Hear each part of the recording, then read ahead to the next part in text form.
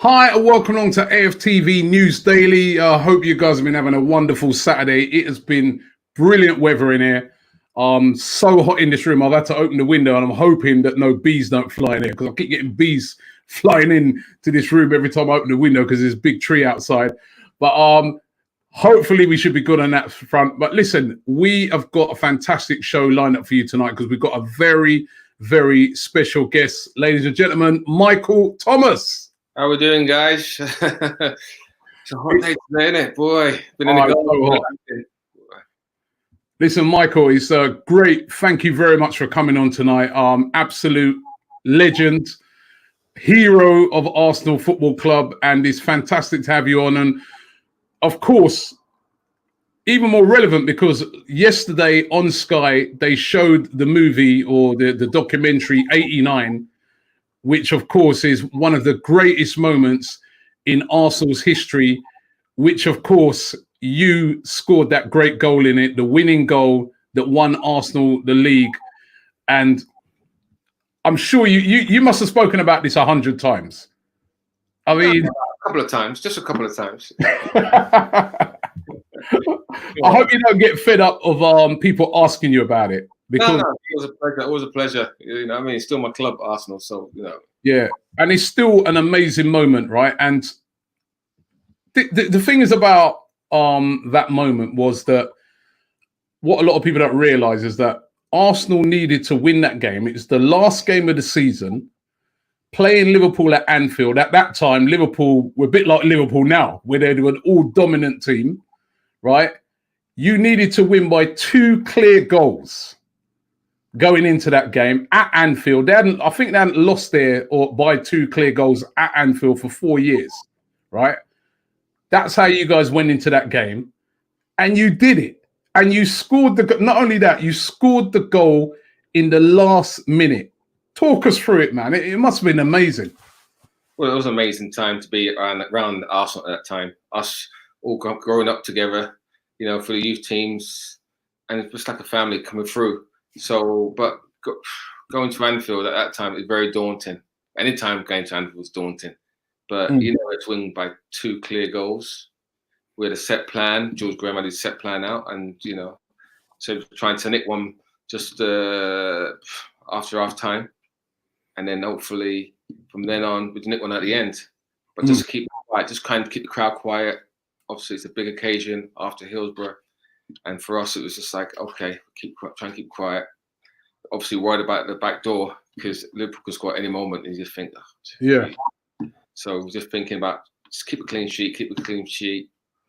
And when Smudger scored, and then the hula blah around it, well, we knew what Liverpool were like players. You know, from day one, George said, look, when we're gonna match ourselves, create our discipline when the way Liverpool create. They go around the referees in 1s and 2s, and they keep badgering him. So we knew when that goal went in, they're gonna be doing that. And it's like, oh, here we go. Will we get the goal or not? So it's like, will it go through? And when he said goal, it was like, okay, game on now. We're moving on to the next. Let's do it. And then obviously I got a chance. At the time, I thought it wasn't a chance. I thought they were both players coming in close to me, really close. So I just snatched at it. And I never really normally snatch at shots, so I'm gonna take my time. And then I knew I'd get another chance. So I thought next time I get a chance, just take my time. And, you know, lo and behold, I got the chance and just about put it in, you know. Listen, Tay just talks, I just got a chance. If there was a clock there, I'd have been shitting myself. As I said, but there's no clocks at Anfield, so it was like, oh, I didn't know what time it was, you know. And when people say, didn't you see McMahon shake everybody's hand and say 1 minute? I said, no, I was too wrapped up in the game. I didn't look at them. Yeah. Like, I don't know how long it is. So, listen, you're talking it down, man. No, listen, you're talking it down. It's the last minute of the game. You must be aware. I'm not aware, honestly. I'm never aware approaching the end, right? Ask the boys. I was never aware. Some players were aware. I was never aware. Didn't know. And you go through. I'm going through it and I'm thinking, right, me and Grobler, please. You know how flexible Bruce Grobler is, his movement. I thought, I'll wait for him. to show his hand. He's got to show his hand soon. I don't know what's behind me either. Coming from behind, chasing me, Ray out and so close. Steve Nicol was sort of coming on the side of you, wasn't he? Yeah, they're all coming through. I see the pictures. I'm like, oh gosh. But I don't know number. All I'm focusing on is Bruce Grobbler, Bruce Grobbler, Bruce Grobbler. Once he showed his hand, I knew that was it. Bang, that's my moment. But I'm sure I scored against Tottenham. Did I do that the same way in the season? Yeah. At Highbury. So yeah. It's you rehearsed it. Like to rehearse it, yeah. But it was a great goal and a great moment, and you got to say that it's one of the greatest moments in Arsenal's history. You know, to go away at Anfield, get that last minute winner, and you know, such a great moment that they made this brilliant documentary out of it. I mean, I remember I went to the premiere when they brought it out, and it was absolutely brilliant. And I know they showed it on Sky last night. But what I found fascinating is when we was talking just before we came on, you was telling me that you've only watched it once. Watched it once with you at the premiere. That's it. That's enough. I don't like watching myself. Just about to do this interview, looking at myself, talking to you. You know, seriously, I don't like watching myself on telly. Once is enough for me. That's fine. Such a great moment. No, that's a defining moment. That's the moment that everybody watch it once. You've only watched it once as well. You're a supporter as well. So what? No, but I've seen the goal many times. I've watched the documentary once. But yeah, I've seen it. I've seen the documentary twice because I watched it at the premiere and then I've got the DVD and then I watched it again. So I've actually watched it twice. But I can't believe that you've only watched it once when it's such an iconic moment. I've watched it once. That's what I know. But after there, I was there, I've done it. I don't need to watch it again. You know, that's what I love about you. Man. You're such a modest guy. And what was it like playing at that time in that Arsenal squad? You know, David Rocastle in there, Paul Davis, all these brilliant players. You know, you think about it. We grew up. I remember going there as a 14-year-old schoolboy, and Arsenal wasn't the elite, one of the elite clubs as a schoolboy is to get in. And I'd been at Chelsea from age 10, 11. And then other clubs around, out of London and whatever, through my years. But Arsenal, when I went there, I was like, wow, this setup is something totally different. It was like, got there, Bob Wilson's training us, coaching us. I was like, wow, doing the goalkeeper coaches. And then I thought, how many of us are training my age? There was about 7, 8 of us. They just picked the best. And then that's it, working with us. Other young ones or would go join us in the team or whatever, but it'd be just the pinnacle ones. That's how they worked. No, like now you can have a squad of 30 in one age group, and it's just crazy. You know what I mean? So that's how it was great. It's me. There was Gus Caesar. There was Tony Adams. That's when I first met. I think Tony Adams in training. I was like, I was like, wow. This man, like the way he talks, you know, just like he's always been from 14, 15, talking, controlling the game in training. I'm like, wow, damn. So yeah, him, David Rocastle. David, I played from England, South London schoolboys from 11, 12 upwards. David didn't even tell me he was at Arsenal. David was quiet. Didn't even tell me. So when I walked into the dressing room, 14, I think I'm the only person to be in there. I don't know everybody else. I'm making sugar. I turned around and I see David there. I was like, hold on a minute. How comes all these years you didn't tell me you're training at Arsenal? It just that's how Rocky was. I'm assuming get him to do his thing and get out. I was like, wow. So you know, we had Martin Ace training. Who else was there? Martin Keown was there. You know, it was great coming through the ranks.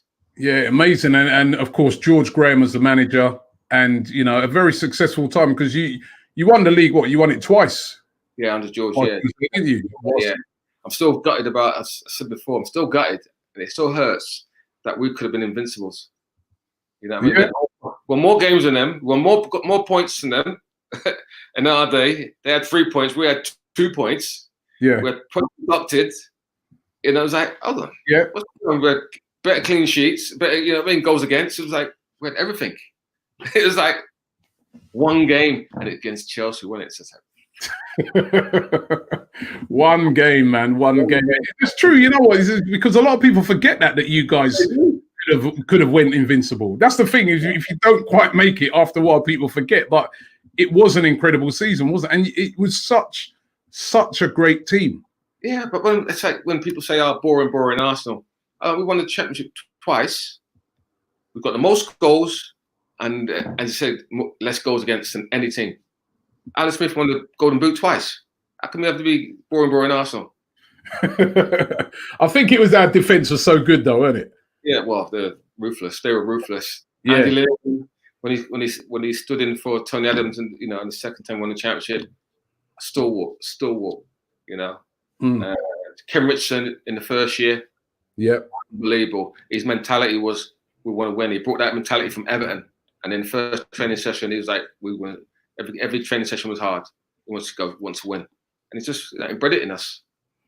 And that's it, isn't it? It's funny. I was chatting to we had Philip Senderos on last night, actually, and he was talking about the invincible team, and he was saying that's what he noticed straight away when he got there, that everybody in that dressing room was a winner. Yeah, and it must have been the same in yours. Oh, they were all winners. You know, I look at left back, Nigel Winterburn, wanted to win all the time in training. Quiet, but kick you all over the place. Baldy kick you anyway. Doesn't matter what happens, he's kicking you. Tony Adams always kick you. It depends how he's feeling in the morning. You know what I mean? Dicko's like a rash all the time. Richard will kick you and moan non-stop with George in training. Then Dave will be quiet. He'll get his digs in. You know, so it's like, Smudge would be elbows up all the time, go, like, can't get round you, Smudge. Perry's making me laugh all the time. Mercer's just make them two just like a tag team, banter. So no, fantastic. Fantastic. Yeah. You know what? A lot of people argue about what was the greatest ever league win, right? So that real iconic moment, the greatest moment, right? So it normally boils down to two moments. It's your goal against Liverpool, and it's the Aguero goal. Doesn't stand a chance. Don't bother start that one. Because I like the Aguero thing. I thought, it's great. But then it was saying, fling that one away. You know why? QPR. It's only QPR. If they were playing Man United in the big game, both on top the points, then without doubt, my game. That's exactly what I always say. I always say that your goal's bigger because you've got to take into context, it's Liverpool away as well. Remember, City were playing at home. Yeah. And they were losing at one stage, weren't they? Yeah, and they were expected to win the game as well. That's the other thing. So they were expected to win the game and win it easy. They were playing at home. You guys, you had to go away to Anfield. Liverpool were the favourites. Crazy. And you had to win by 2 clear goals. Exactly, 2 clear goals and the fortress, and we did it. Brilliant. What was it like playing with Rocky Rocastle? Rocky was great because I was a fullback from a young age. So obviously we grew up together. I was a fullback. Rocky was in front of me.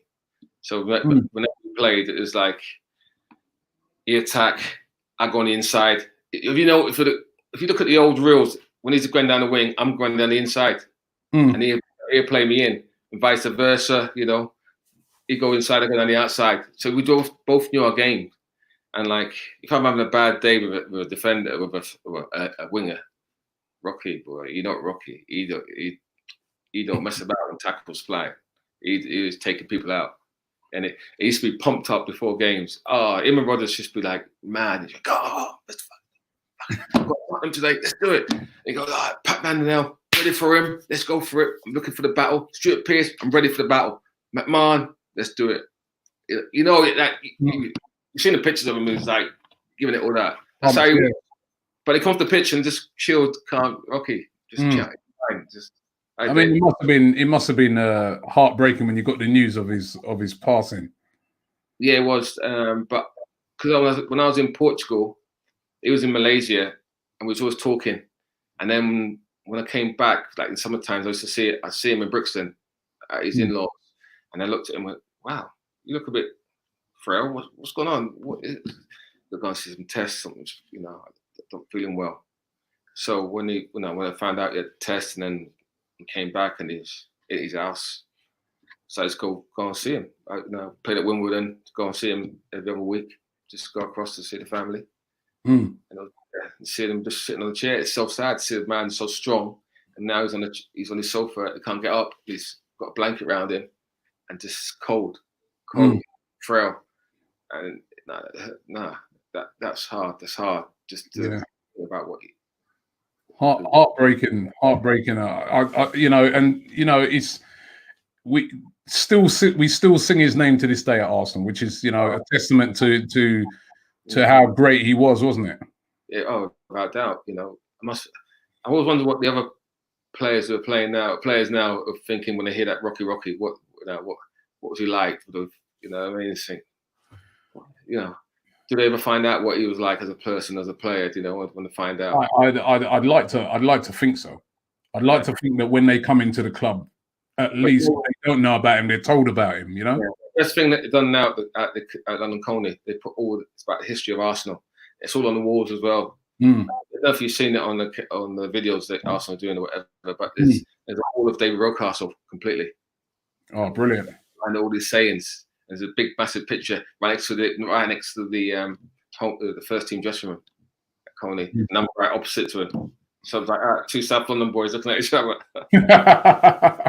Brilliant. Now, and do you know what? Right, the thing is about it as well. Now, imagine.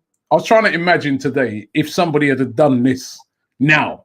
Right now, you left from Arsenal and went to the very club. Yeah, that you put that goal pass on the last day. You went and joined Liverpool. Yeah, and you were right there as well. You had a few injuries there and that, but you had a successful time at Liverpool as well. Yeah, I had a great time at Liverpool apart from the injuries. Someone asked me the other day, what would you change? I said the only thing I would change was the injuries. The injuries was the one. I had a great time. But then I read something. Obviously, because I didn't want to watch the TV, the film. So what reasons I found, I was like, hold on. There's an interview of me saying, I've played 28 games in 3 seasons. Wow. I was like, wow, damn, didn't play much then. So, but I had a great career there, but Yeah, and the Liverpool fans accepted you. They didn't. I'll be thinking if that was now, they'd be like, we don't want him nowhere near our club. After what he did, but get him away. If that was now, no chance. But the weird thing now that they welcome me in open arms, really, both sides. But obviously the Blues loved it more than ever. It's like because I finally got one over on them. Like, best day of my life. That was the red guys lose, and then it's like Reds were like sod them. It's like. No, it's good. It's good, Good. And sorry, my cousin's there. Well, my cousin relatives now playing for Liverpool as well now. Chamber. Oh, is that your cousin? Yeah, he has a relative. Yeah, my cousin. Yeah. So I was vexed when he left to go there, man. He was doing so well at Arsenal, and now he's actually doing brilliantly at Liverpool. It has turned out to be the right decision on his part, but. We miss him, man, because he's a great player. Yeah, he's done well. He's doing well at the moment. So, yeah, he's done really well. Let me ask you, actually, bringing it a bit up to date now. Let me ask you on the Liverpool thing, because obviously with this whole coronavirus thing going on at the moment, which is, obviously people are losing their lives and stuff like that. Now there's talk that football might come back, it might not. We don't know at the moment. What would you say if we weren't able to complete the season? I mean, we've been debating this a lot on this show. My opinion is that if we can't complete it, then you just have to cancel the season and start again next year. That's hard, and it's like, yeah. And what would you say as a ex-Liverpool player? I understand what people are talking about, yeah, because obviously it's lives at stake, definitely lives at stake. So you got to think. On that side of me going, yeah, stop it or whatever. And then the other side of me saying, it'd be great for Liverpool to win it, get the monkey off the back, and they can move on. Because I'm hearing like behind closed doors or whatever, the next, 9 games left and whatever. So I don't understand when they're going to do it. And in some ways it could help they play. Some ways it might not. But because we've got the World Cup as well, again starting in December, it could help in that way as well. You see, I don't know how it's going to work. Honestly, I'm just like everybody else. I don't know what's going to happen. It would be a bit. I mean, we've had a lot of fans. We've had a lot of Arsenal fans laughing and saying, "Imagine all fans don't want Liverpool to win. Not just the Arsenal fans. All fans don't want Liverpool to win. You know, no one wants them to win. So it's just like I'm hearing it all the time. You know, they deserve it though, don't they? They have been fantastic this season. They've been, you know, I thought they were better last season, playing better football. This season they've been resilient, and then not being as good as last season, but they score winning games. You know, wow, they're doing that, but they're winning games. So it's like, okay. Well, what about us? The last manager. Sorry that he went. I was behind him. I thought, okay, give him 2 seasons, get his team there. And the first season, I didn't see no pattern. Nothing changed. Nothing changed. I couldn't understand why nothing changed. You know, as a manager, you go in and you change everything. You make sure you see the team play. And I thought, oh, it's just the same as before under Arsenal in some ways. That just easy Ozzy. When Mikel came in, you see how much it changed. You saw him fight. You saw fight, desire, and you know what he wants. And the good thing about that, you know, the future's bright for us. I think. So you're enthusiastic about Mikel Arteta? Oh yeah. To be honest, at first I wasn't. You know, I put my hand up. I wasn't. I thought, okay, Mikel's worked with the great man Guardiola. What's his credentials to get into Arsenal? I thought, if I wanted a team, I would want Patrick Vieira. He's managed. I want Bergkamp next to him, and I want Bowley to do the coaching properly. You know, I want him to coach. I don't want him to stand there and don't do nothing, because I know a lot of managers, they put him next to him, but they don't let him coach. So I know Bowley's a great coach. So I would have had them 3, because they know what the club's about and the desire, and they can pick what player they want. You've got the same fighting spirit to play for Arsenal. But when Mikel came in, wow, big change. I liked it. It reminds me of like Jules Graham coming in and like, right, you're not having what I want, you can fuck off. Bye. You know, it's funny enough, we had a fan on the other night, Chris Hudson, and he was saying the exact same thing. He was saying that Mikel Arteta reminds him of George Graham. Yeah. George was like, he knows what he wants. The youngsters to fight for him. If the older ones don't want it, okay, I'll look for someone else. I want all players who fight, who hunger in their belly, who want to do something. And that's what George did. You look at all the years he got rid of players. He just wanted to get rid of them. Or they're just falling out of him. I fell out of him. So I just couldn't take no more of this ball going over my head after a while. So, yeah. And he got rid of you. Rid of you as well, didn't he, for that? So he was a taskmaster, wasn't he? Because he didn't move you on. Yeah, well, to be honest, right, they were saying that he didn't move me on, because he was non-stop saying sign a contract. I was like, I'm not signing no contracts since I signed the contract when I was 19, 18. 4-year contract. I want to run it down. And it's like, sign. I said, no. And then it's like, right, fuck it. Fuck off, going with kids, train the kids. All right, okay. I'm fine. I'm enjoying my time with the kids. I'm with the reserves, playing with the kids, Geordie Armstrong. I'm just enjoying myself. With playing the reserves, help the kids along. You've got gets vexed. They get vexed if you enjoy it. I was like, you know. But you know, that used to be how times have changed, because that used to be the tactic in those days, isn't it? You don't sign a new contract. You go and play with the kids and stuff. Now the players hold all the power. I mean, look at the situation we got at the moment with Aubameyang, for instance. I mean, the players hold the power in that they can demand certain amount of money, etc. Well, yeah, you're right. But before, the clubs used to have the power, didn't they? Yeah. They piss off to you. You know what I mean? Treat like shit. It's like, hold on, what's going on? But you know, if you know of Aubameyang, you should speak to him about his contract way before whatever what's going on. So, do you think he'll stay? I don't know. How can you tell him? I don't know what he's doing. Who knows if this was COVID? You know. I think Mikel's got something up his sleeve anyway. he'll have players ready in the on his short list what he wants. Well, how important do you think that he does stay at Aubameyang? It's very important. I do like Aubameyang, but sometimes I think I watch him and say, you could do more in this game. You could control the game properly. Like sometimes he's on the outskirts just watching, and then I think this guy should run the show. Really, you could get more goals, but that's how he. Brilliant, Mike. We got loads of comments coming in. I'm gonna do a few of them. Okay. This one here from a guy called the Chronicles of a Goon. He says, "How do you think you would have fared in this Arsenal team?" I think I probably would have done well. I would have felt okay because I can read the game. Depends what I'm playing, fullback or holding midfield player. Yeah, because you started off playing as a right back, yeah. Yeah, I came to Arsenal as a fullback. Yes, England schoolboys, left back and right back, and I came to Arsenal as a right back. And Wilf Dixon, when he signed me, the chief scout, Steve Burtonshaw, they said to me, through your Arsenal career, we're going to try and move you to midfield because I see you can play anywhere, your awareness of the game. It never happened until George came.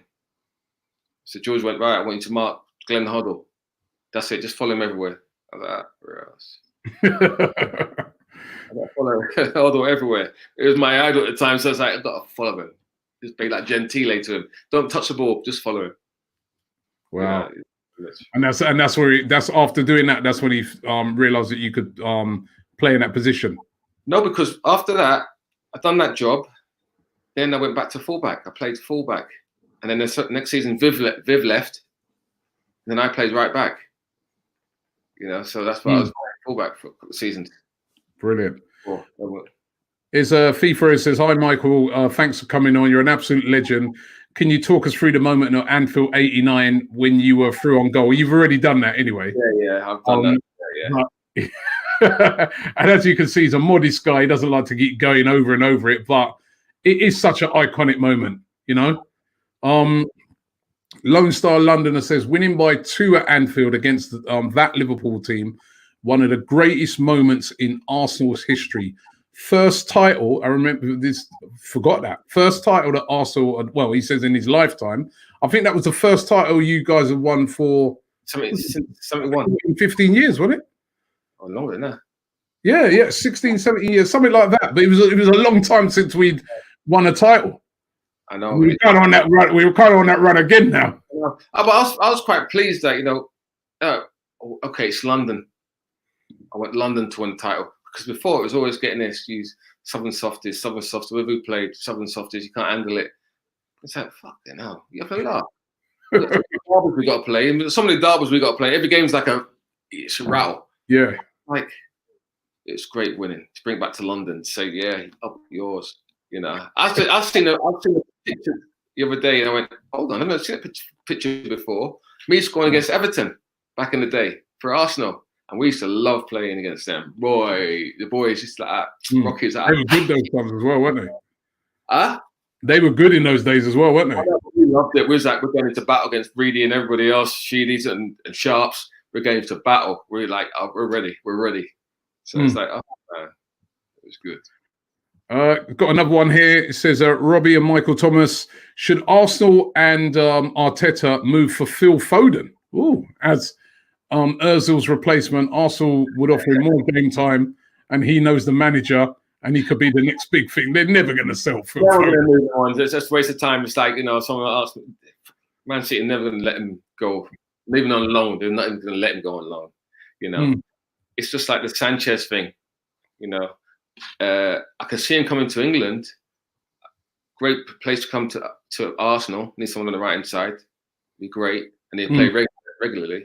But then I think, why would he move? Why should he leave Dortmund? He's playing top flight football, European football, and he's playing well. I can't understand it after one season or two. He should stay there, but I don't. Yeah. But unless he's missing home of London. Yeah, maybe. George Chapman says he's got one for you here, Michael. He goes, he says, Robbie, what about Michael Thomas coming back to coach at Arsenal? Would love him there. His heart's in the right place. Coaching? I'll be a mentor. That's my game now. I think I'm going to be mentors. My company, Phoenix Sports Media, we're going to go into going to clubs and hopefully mentor the kids and do apprenticeship things like ex-players going in to say, "Right, you need this and whatever. Just be aware of this." That's what I mean, that transition, and I was chatting to Philippe Senderos yesterday, and seems like he's really got his head screwed on, knows what he wants to do now that he's retired. You seem to have got it down brilliantly because you've retired. You're looking great. You're still looking, everything's seems to be going. Cocoa butter and gin and tonics. No beer. It's all going well with you, but actually, there's a lot of footballers that they leave football, and they find it really, really difficult.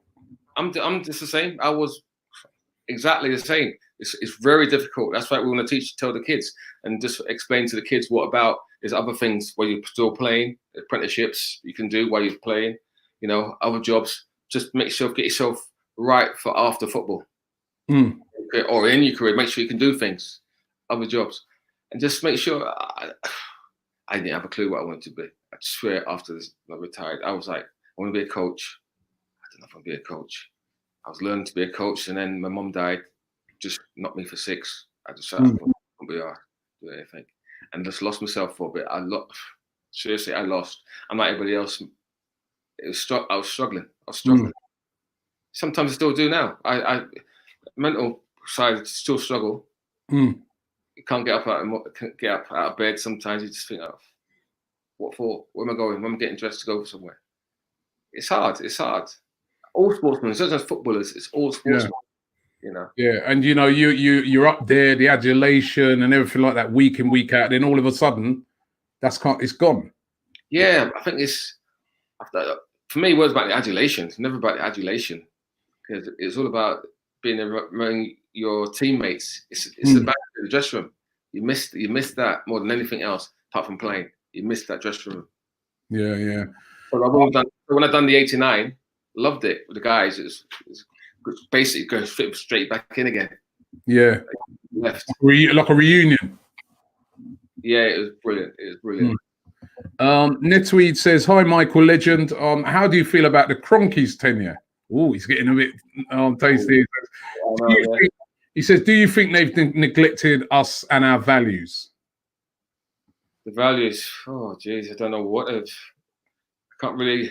I don't know what's going on in the Cronky era. I can't really speak about it because I don't know enough about what's going on. Remember the Peter Hillwoods, but it's sit in the back and just let the manager get on with it. But I don't know, Yeah. I honestly don't know. Since we moved to the Emirates, it's not been the same. We moved there to buy bigger players. And my argument with you, the supporters, is like, we moved there to get bigger players and bigger signings, but we've never had bigger signings even before. Wenger always made players. All our great players we talk about, Henry to Patrick, Petit, he made them. They came from being unknowns to great players. So when you say you want to finish the article, it was never the case. I think, though, what the problem is, I'm just speaking for myself now, right? I think what the problem is, though, is that we make them, but we don't keep them. That's the problem. That's good. Yeah, that's the problem. Until you got a winning team, you got your team basically ready. Not going to happen. Look at Liverpool. Same thing happened to Liverpool.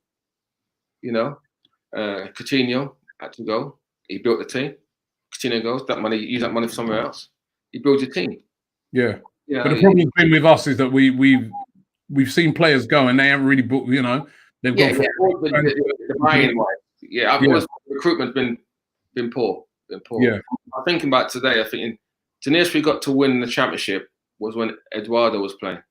That's what we really got. And when he broke his leg, that was like before that we were going to win that championship. We were going to win the league that year. That's the nearest we've ever been to it. No, since then. Again. Guna Gamer says, Michael Thomas, who was the club you had the most success playing against, and who was your bogey team? Nottingham Forest at home. I thought about this the other day. I was watching some tapes. I was like, the only team we couldn't beat at home was Nottingham Forest. We beat them away, but they always beat us back at Highbury. Always. Let's go. It's Nottingham Forest, definitely. Nottingham Forest. And who is it? So they were the bogey team, and Yeah. which team did you have the most success against? Well, quite a few. Everton up there. Not against Liverpool. We get draws at Liverpool now and again and win. But I just you got to look down at our winning season. We did, we won most of our games, so I can't even answer that one. You were too good. That's the thing. You were too good. We beat Tottenham. We always beat Tottenham. I suppose that's the most important thing. Exactly. You know. Didn't you also then leave from Arsenal, and then when it the very first game you played for Liverpool, you scored against Tottenham? No, very first game for Liverpool, it was my debut against Tottenham. Only about 15 minutes, 20 minutes. Made my debut for Arsenal against Tottenham, 10 minutes, and same for Liverpool. Wow. Baptisms of fire. I know, yeah, but it's always great when I scored at White Hart Lane when I was a fullback and Rocky put me in again. You see, yeah. Man, oh man, that was great. That Tony Park, I was like, wow, bang, smash that, have that, we're ready, movement. Great moments, man. This guy B says, which current Arsenal player, I think he means, reminds you of Michael Thomas? So which player would you look at now and say is the player that most similar to you, how you used to play? Sure. I would like to say Willock and Nielsen, but I don't know. It's a tough one. Jeez. Probably Willock, I think, more than me. I would have thought. Willock? I'm trying to think, yeah. Trying to. He's up and coming in it. Yeah, I see what you mean. Like the sort of style he plays. Yeah. But nowhere near as good as you. Not yet. He's still on the journey, isn't he? Yeah, on the journey. I'm looking forward to seeing Saka when he plays in his right position. Yeah, well, I hope he don't end up at Liverpool, man, because that's another rumor. No, that's not going to happen.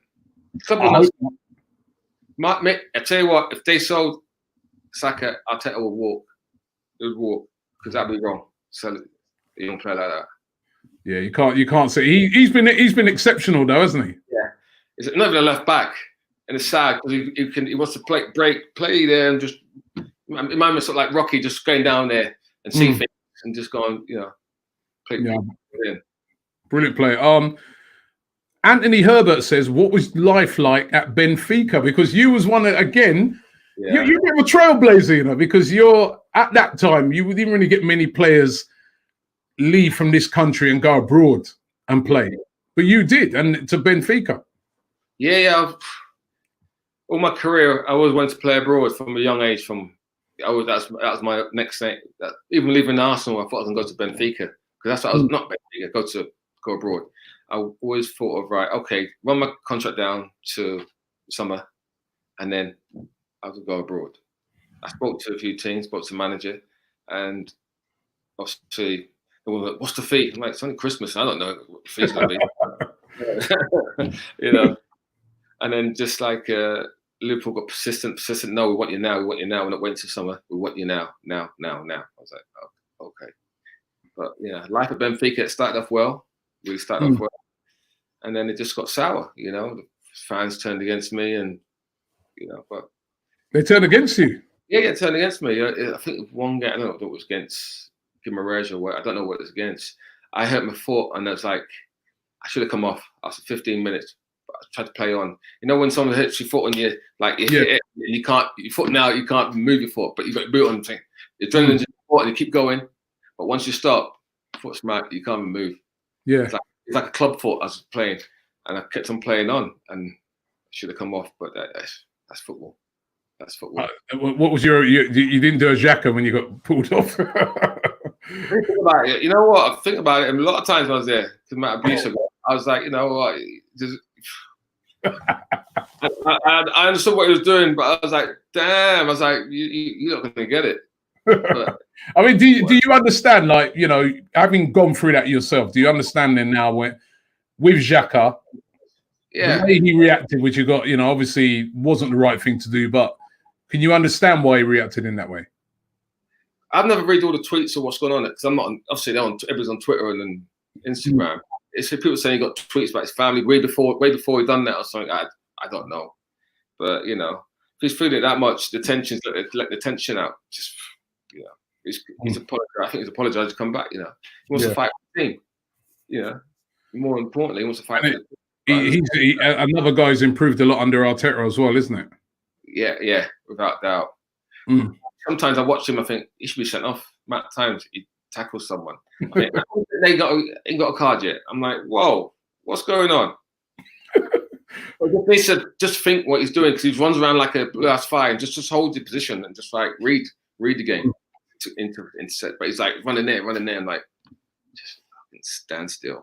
He's like what? No one person's like that is the young Frenchman. I like his endeavor, but sometimes he's got to read the game. He's just he needs to just look at the game and just assess where you're moving. You know. But still learning, isn't he? Yeah. Arsenal 14 forever says Michael Thomas, who was your football idol? Oh, it's from the enemy, really, across the way, down the lane. So Glenn. Oh yeah, you said it, Glenn Hoddle. It was Glenn Hoddle. At the time, most black people were like, boy, Glenn Hoddle. It was Hoddle Brady won it at the time. Brady was killing it. Yeah. And Hoddle was them two was like running things. So that Hoddle. Yeah, it's true. At the time, Brady, Hoddle was most skillful players around. Yeah. But you got to go for Brady. I remember that goal match of the day when they showed that goal. Was it on the ball on Sunday when he against Spurs when he bet 5-0 win when he hit it and it went in. I was like, oh man, what a goal! What a goal! Right, let me get another comment. They're really coming in a lot. Ludo says, "The most mentally strong team that played." That 89 team, was that the most mentally strong team? Yeah, very much so. Very much so. If I thought, right, the Liverpool team when I played in 96, when United done the double, if they were mentally strong, we won that. This Arsenal team were mentally strong.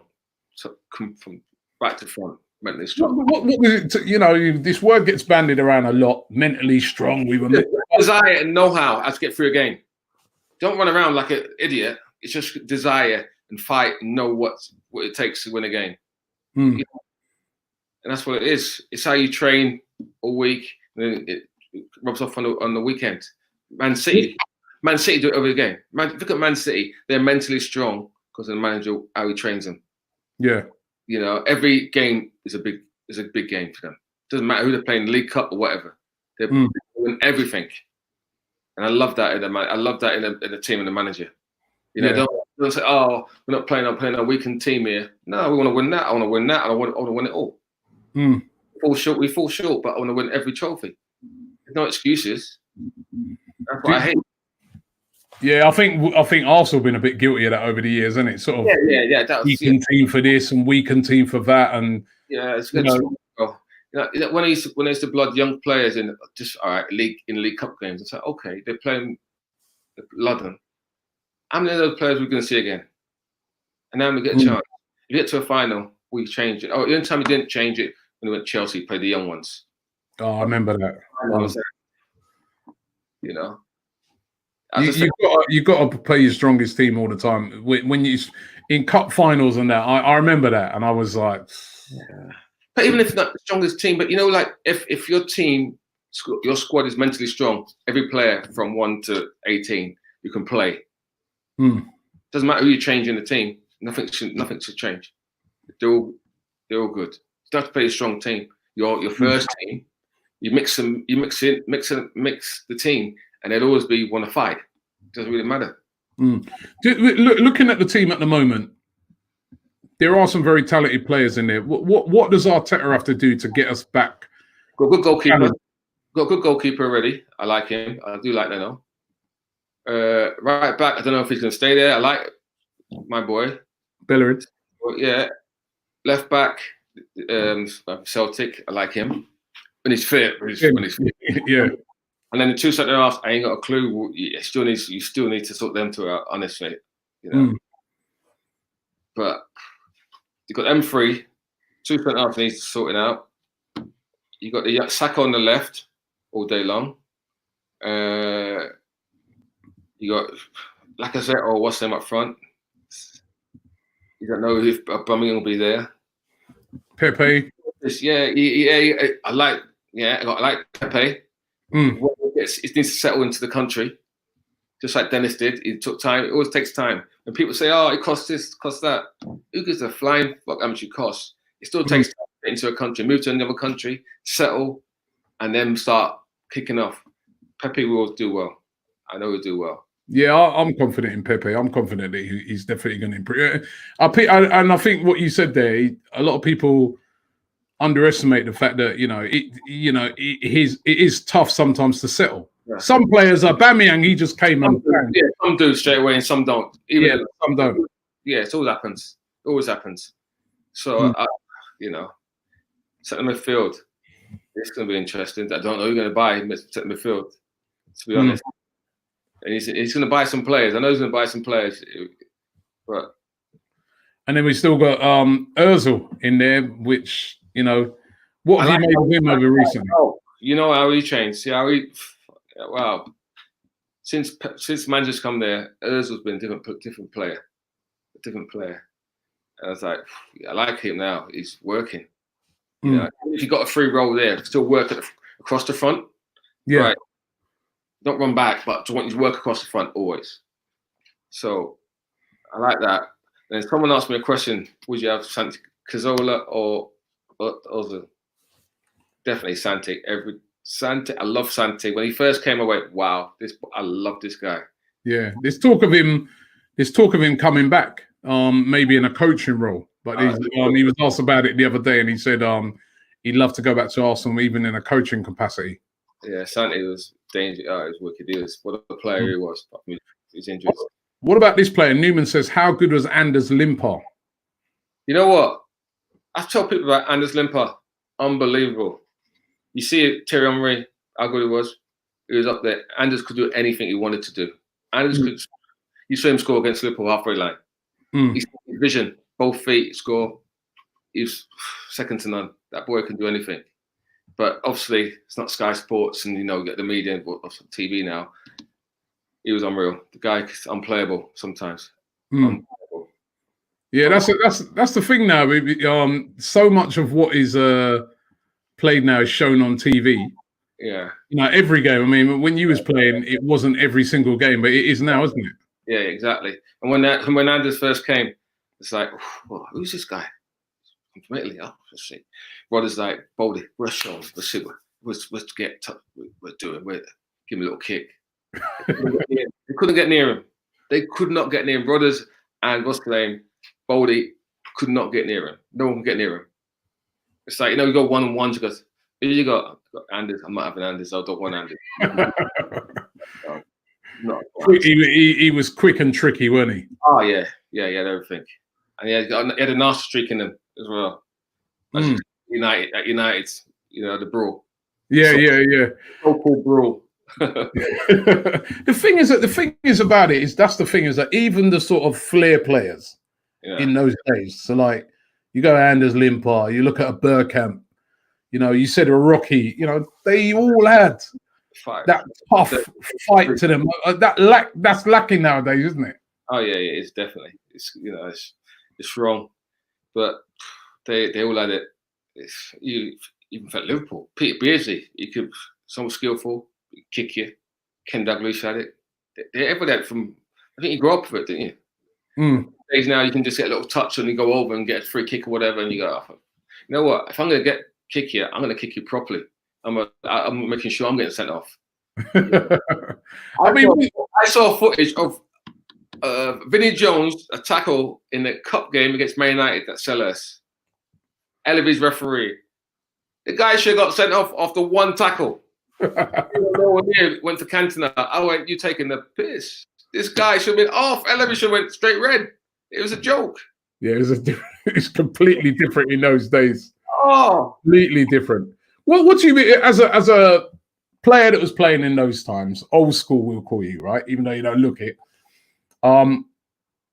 Do you look on it and say to yourself, with all the new rule changes and that, do you embrace all those changes? Yeah. Or do you look at it and say this, you don't like all these changes that are coming? VAR, like you said, I mean, you're allowed a lot more. You get, players now, as soon as they're touched, I mean, where do you stand on it? Or do you just look at it and say it's a different game now? It's evolved. It's a different game. It's evolved. You've got to get with it. You can't do nothing about it. Even when the back pass rule was ruled out, we went, yeah. Some of the players who couldn't, go, who can't play. Okay, like they said, Tony Adams, he's fucked now, basically, and Baldy, because they can't do the back pass. Tony Adams could play from a schoolboy age. Beckenbauer from a schoolboy age. But because under George, we were not allowed to play, we weren't allowed to use it. We had to get the ball up. Baldy played for Stoke at right back. And I remember watching him as a kid on TV and went, boy, this is the tallest right back I've ever seen play. Hey, right back being skillful with no hair. I'm like, wow. So it's like, okay, no back pass rule, get on with it. Yeah. Kevin Campbell's just a message here. Kevin Campbell says, great to see Mickey T. Rambo, the ledge, man, the ledge. He just says, great to see Mickey T on with you, Robbie. So, and we've had Kev on a few times. Kev's a brilliant guy as well. How could you be? Huh? That was another South London boy, isn't it? He used to be a South London man there at the time. He's in my school, secondary school. Oh, was he? So Kevin is a beast, man. He's a beast, the beast. So you all sort of came from the same sort of hood then, isn't it? Like, it's a good scouts, wasn't it? You had Vic Cakers doing South London, Terry Murphy, Steve Birchall, they were the scouts. Then you had Steve Rowley doing the Essex way. There's some good scouts. Brilliant. This guy Alva says a question not related to football for you, Mickey. For Michael, he says, "Have you ever been told you resemble Asafa Powell?" Which I need to eat anyway. No, that's a new one to me though. I like that. Wow. Yeah, if you had his speed, you'd be all right. I would love that. Ian McHale says, Liverpool fan here. He says Michael Thomas was a great player. Cup final goal in '92 was amazing. Always thought he should have played more games ahead of Jamie Redknapp. Thank you for that. I appreciate that, Ian. It's politics. Always politics. No matter what happens, wherever you are, it's politics. I've always said that. I was pissed off in the semi-final against Villa Park. Playing obviously Liverpool, Aston Villa. And a week before that, we played Nottingham Forest. And we drew at City Grounds. And that's had a little knock. And all week, the gaffer was saying, "You're going to be all right for Sunday." "Yeah, I'll be all right for Sunday." "I'll be all right." So, okay. I'm right. Sunday come in the dressing room. I'm like, name the team. I'm not even in the team. Name the subs. Name the subs. I was pissed. Asked me all week, to say, right, be ready for the weekend. But yeah. I know they come beforehand and say to me, "Okay, we're gonna, we're not playing you." Didn't say. That's what always pissed me off about Roy Evans. Didn't pull you aside. At least George would say, "Right, you're not playing." 2 days before, you're not playing in the team. He didn't say nothing until you get there. You go, "Right, I was vexed." I still love him to bits, but that time was like, that's me going. Yeah. It's politics. It's politics. These are all the things that we're, as fans, we don't see. We don't see the politics, and obviously, it must still. A lot of that obviously still goes on now, and we don't see it. We don't see the politics. Do you think sometimes with football clubs they should communicate a bit more with the fans so that we can we don't want to know and we can't know every nitty gritty detail like that, but just sometimes having an idea of sort of what's happening. Yeah, they won't. I don't think no club's going to tell you what's going on, and any business is going to tell you what's going on in such a way. Politics in that kind of, in the footballing sense. Where the clubs can be run, probably different. Yeah, they should say, but when the football side of it and picking the teams, not a chance in hell they're going to say nothing about that. Because I used to say, why have a big squad and you never change the squad? If the person in the squad is doing really well, why don't you just keep them in the team? What's the point of having a squad? I just think, there we go. I was why didn't you think of going? You sort of said you sort of said about your mum, but even after that, no, you never ever considered management. Even after that, you just no, that's not me. That's not me. You know, just coaching the kids probably was definitely youth level. I'd enjoy, but then nah. Mentoring's more me. Just talk to. No, Liverpool got it now, which I like, doing the Ajax sort of thing. He's got Rob Jones. He's going there whenever he wants to go in there. With coaching there, and just put a few pointers to the fullbacks or whatever, and say this is wrong or what this is right, whatever. Matt Manham used to go and do it as well. Robbie Fowler had done it. I think most clubs should do it, because it's experience. If you're a schoolboy and I was thinking, right, yeah, man. Oh, a player's coming in. You got your coach. Some of the coaches have not been first team players at the club, so you're listening to someone to give you advice. It's great, That's why I thought Paul Davis should have been always at Arsenal. I saw him at a function one time, and I was chatting to him, and I said that same thing. I said, I don't understand. How comes you're never around? And he's like you. He's very modest, and he was just like, oh well. But I was just like, I just couldn't understand. I mean, that was sort of at the time. Wenger was in charge. Yeah, I was pissed. I was pissed. So I'm still pissed to this day. Back in our day, you say, okay, I've got a black face. No, I'm not being racial about this thing. I have a black face in that club. But come on now. Arsenal had so many black players. If you're a black player coming from South London or wherever, in the ghetto, whatever that's they call it. If you got a young kid and go talking to the next player, give them advice. They can give them advice. They can understand where they're coming from. It's never, it's like, hold on. I'm going Chelsea. I'm seeing all the ex-players there, Eddie Newton, and all the other guys there, Andy Myers, and think, what's that? This ain't right. I think it was the problem. I mean, as I said, I remember even speaking to Martin Keogh and saying, "Oh, I'm surprised you weren't really," and David Seaman as well. And so then they were like, they were like, we went there, but it was like almost like we weren't really wanted around. I'm hoping that's going to be something that changes, because to me, there's no point in having a poster by the change with your picture on it. Why not bring you in and say, you see that guy that you saw in '89? Right, he's going to do a little session on mental toughness and what it takes, and and they'll listen to you guys. Yeah, exactly. You know what? The club are embracing it, and that's the good thing about it now. They're embracing it. I went in there the other day and I put on my little Twitter picture watching Baldy's team kids train. And it's like they'll come up to me and say, "Hi, nice to meet you. Appreciate it." So it was really nice in that way. Definitely really nice. That's brilliant. That's brilliant that they're doing that now. Yeah, and I think I've heard that Arteta's shook everybody's hand around the club, every staff hand. He met everyone to say, "You're welcome. Come down to the training ground," which is fantastic. Never heard that before ever. So that's great. I think he knows the values, doesn't he? That's one thing that since he's come in, he's trying to get that back, isn't he? Yeah, definitely. Yeah, we're going to do the last few here, Michael. Kay Solar says, "Hey Mickey, great to see you're looking so well. What advice would you give to any young player trying to break into the first team?"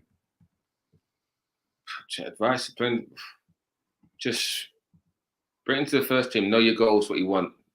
Just keep knocking on that door.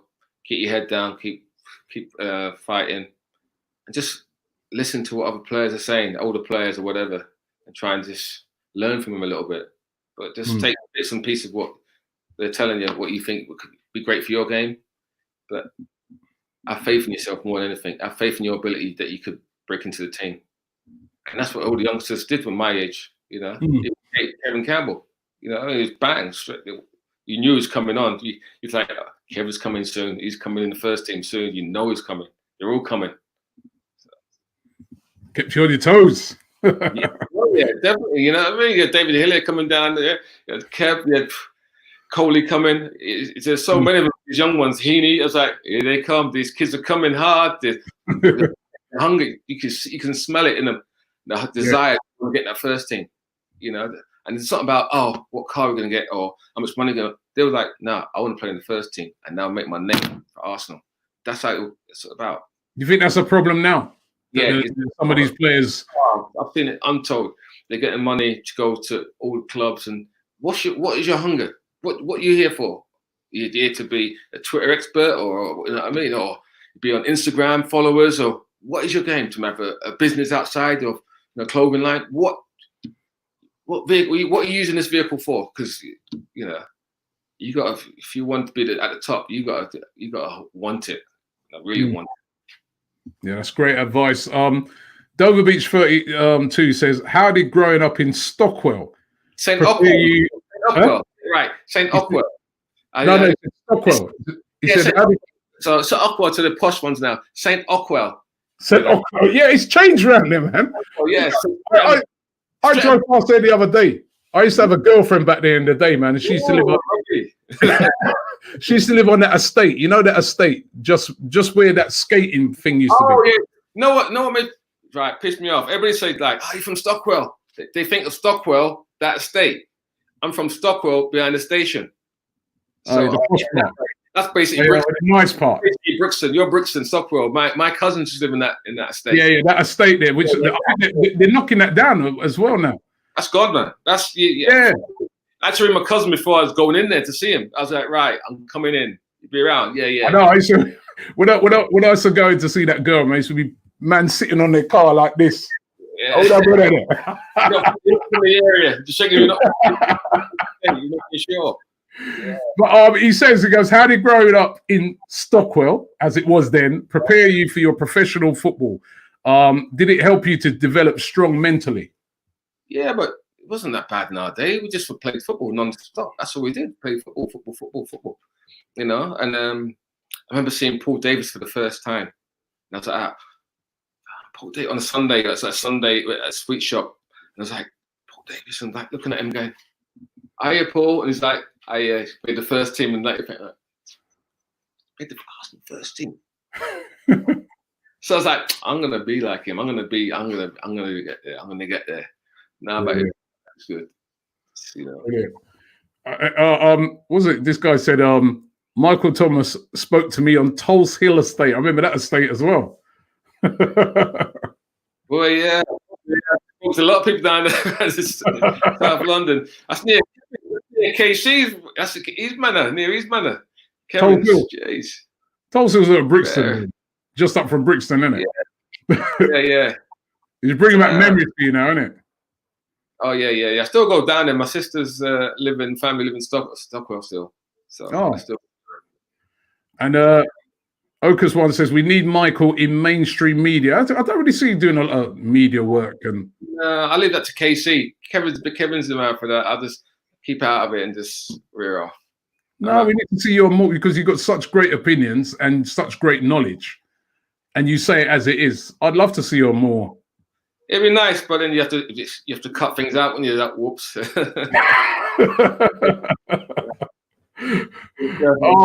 Oh gosh,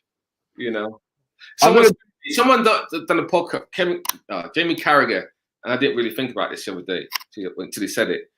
He goes, done a podcast of him about '89. He goes, hold on. When Fergie said, "We'll knock you off your perch," Liverpool off their perch. He said, Man United didn't knock Liverpool off the perch. It was Arsenal knocked Liverpool off the perch. And I thought about it. Oh yeah, because his mate the guy's doing it goes, yeah, we were all fighting of Arsenal. Arsenal were the ones who were knocking us off the perch. Players, once we lost the league the second time to you guys, he said that was it. We've gone. True. Yeah, Arsenal knocked us off the perch, not Man United. I was like, wow, it's true. You're right. Yeah. I'll give you this as the final question then. I'll give you one right now, right before you start. Dave Rocastle could have been signed for Liverpool as well, Is it? It could have been. They wanted to do a swap with Paul Stewart going to Leeds and Roku going the other way. Oh, wow. Paul Stewart won't go. Oh, wow. I've been gutted. I was gutted. There would have been the two of you up there.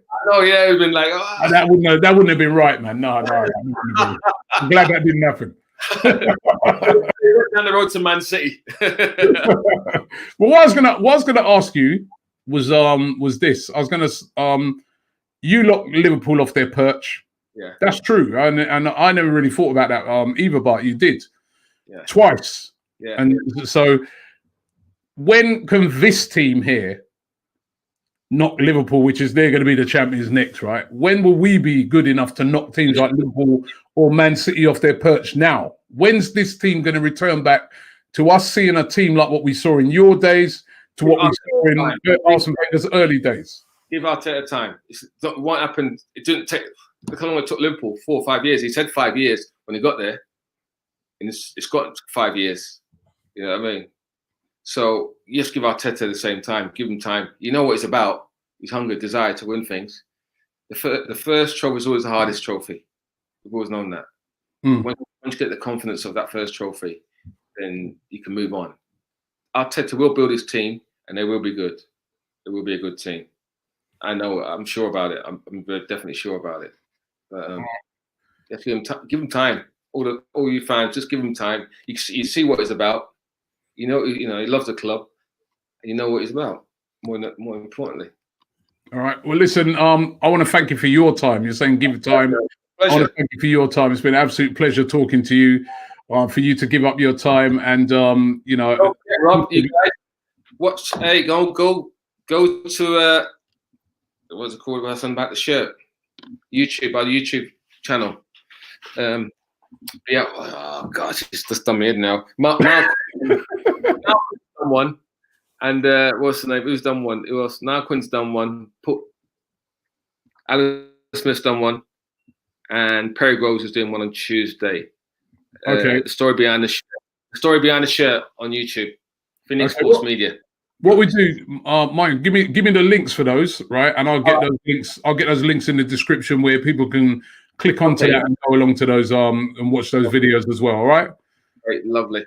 All right. Thank you very much. Really, really appreciate it, ladies and gentlemen. Michael Thomas. And thank you for all your comments. I know there's a couple of super chats on me, so I apologize for that. There were so many comments, unbelievable comments coming up from all of you out there. You're really getting involved tonight. I really, really appreciate it. But Michael, thank you very much. And we'll be back in the morning with another AFTV News Daily. Have yourself a great evening. Take care.